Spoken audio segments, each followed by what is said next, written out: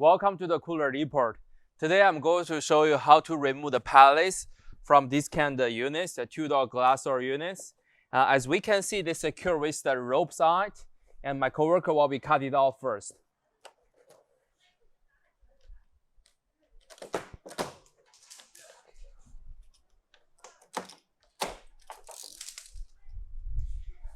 And after we cut off the rope, we see they have the top covers, which is remove it simply.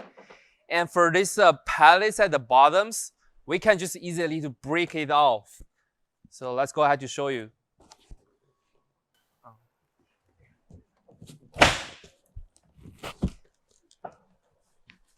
So we step on the one side and push up.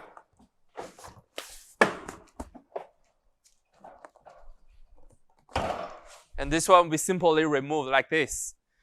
So the same things after you remove the pallets and making everything looks good and inspect the units. Let us know if you have more questions. Thank you for all these videos.